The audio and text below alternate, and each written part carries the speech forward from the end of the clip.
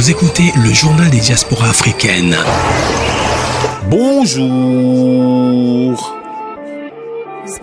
Zoom on the beat. Bienvenue, installez-vous, on a des nouvelles pour vous. Il y a des bonnes, il y a des mauvaises, mais il y a des nouvelles pour vous. Bienvenue, installez-vous, on a des nouvelles pour vous. Il y a des bonnes, il y a des mauvaises, mais il y a des nouvelles pour vous.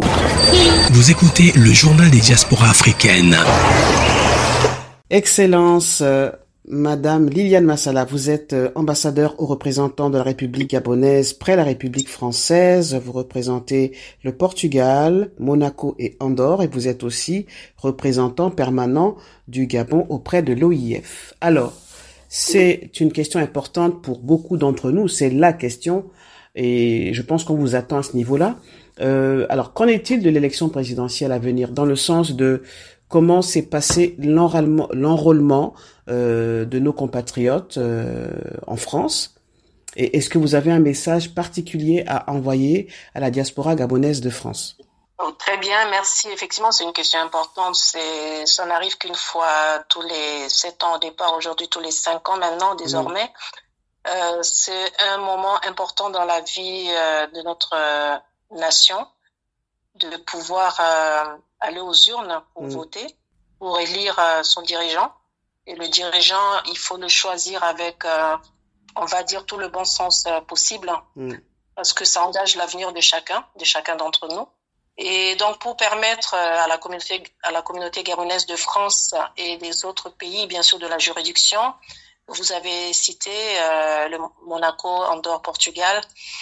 Nous avons mis en place donc l'opération. Nous avons suivi avec avec beaucoup de sérieux l'opération de révision de la liste électorale qui s'est tenue du 9 mai au 9 juin, donc un mois ici dans notre mission diplomatique qui était érigée pour la circonstance en commission consulaire administrative.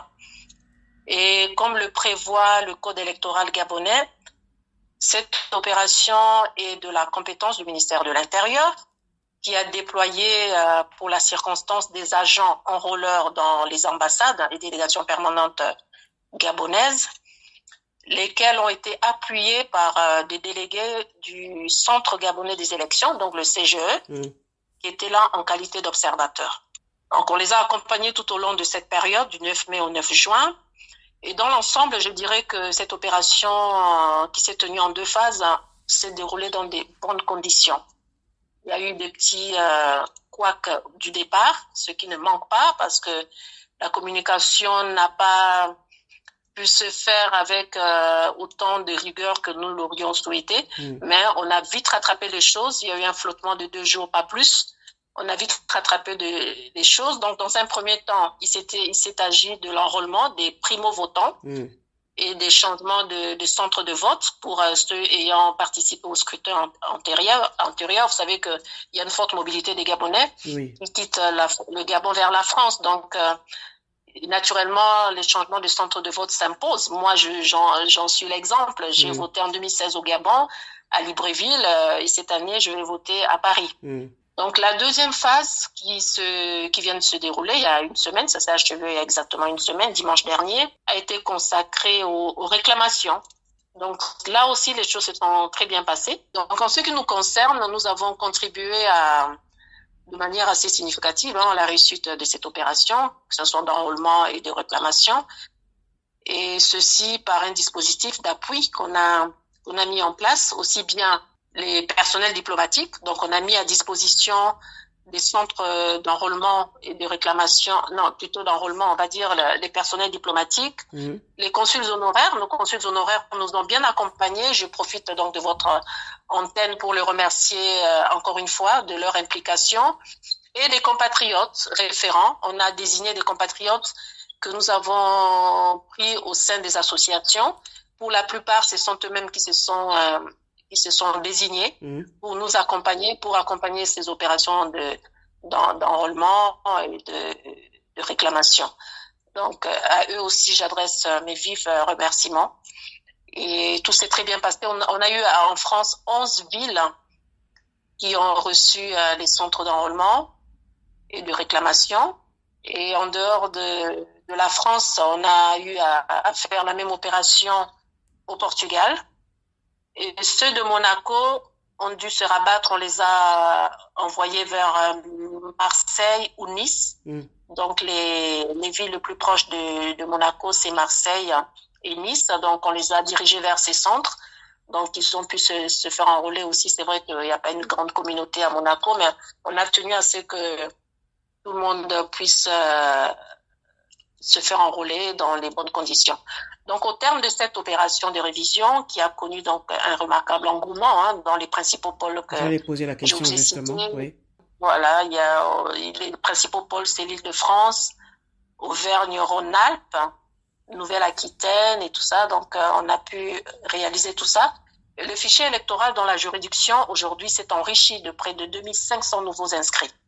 Donc, et c'est parmi les, comme j'ai dit, les primo-votants. Oui. Et jeunes qui ont eu 18 ans après 2016. Et aujourd'hui, donc, et bien sûr, ceux qui ont changé de résidence. Voilà, on a aujourd'hui un fichier qui représente près de 2500 nouvelles personnes inscrites sur les listes électorales.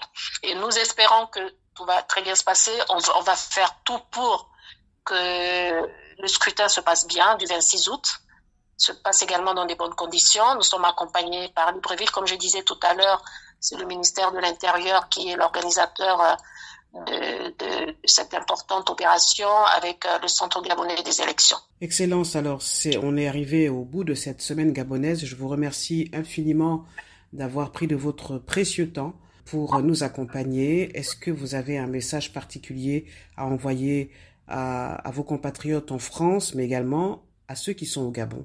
Bon, mon message est celui du patriotisme.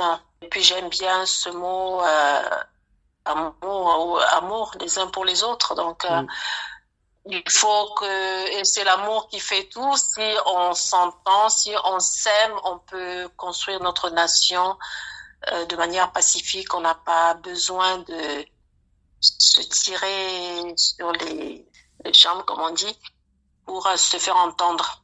Le dialogue, la communication est très importante. Et c'est ce qu'on a abordé au début de la semaine, de cette semaine que vous nous avez consacrée à nous au Gabon. Et j'ai évoqué cela. En communiquant, on arrive à mieux se comprendre, on arrive à mieux s'entendre et on arrive à travailler ensemble. Nous sommes un seul pays, une nation qui a besoin d'être construite par tous ses enfants, par tous ses filles et fils. Et c'est vraiment le message que je voudrais faire passer, ce que nous puissions travailler main dans la main pour la construction de notre pays.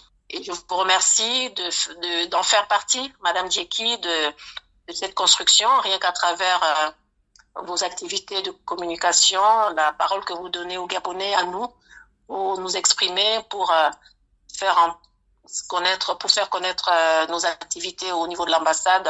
Pour nous, c'est une belle tribune et je vous remercie pour ça. Merci, Excellence. Pour moi, c'est une mission en tant que compatriote. C'est la moindre des choses. Je rends à mon pays ce qu'il m'a donné. Merci infiniment, exactement. Excellence. À très bientôt, j'espère. On se retrouvera sûrement pour la couverture de cette élection et pour la suite. Merci infiniment. Très bien. Merci beaucoup, Madame Djeki, et bon vent et bonne semaine. Merci. Merci beaucoup. Simplement, le danger avec la langue de bois, c'est que ça nous éloigne de la vérité. Parler en public vous effraie ? Et surtout, ça fait en sorte que finalement, on n'ait pas les réponses requises. Pas de panique. Dr Charlène Ongota, avocate et formatrice en art oratoire, vous propose un accompagnement sur mesure. Elle vous aide à vaincre votre peur des mots en public grâce à une formation sur mesure qui a de nombreuses fois fait ses preuves. Alors, n'hésitez plus et prenez rendez-vous avec Dr Charlène Ongota dès maintenant en composant et en écrivant « Parlons peu, parlons mieux ». Rejoignez Dr Charlène Ongota et exprimez votre point de vue. Téléphone +33 6 650 212 83. Pour moi, il est important de maîtriser l'art oratoire parce que tout passe par la parole. 00 336 650 212 83. Parlons peu, parlons mieux.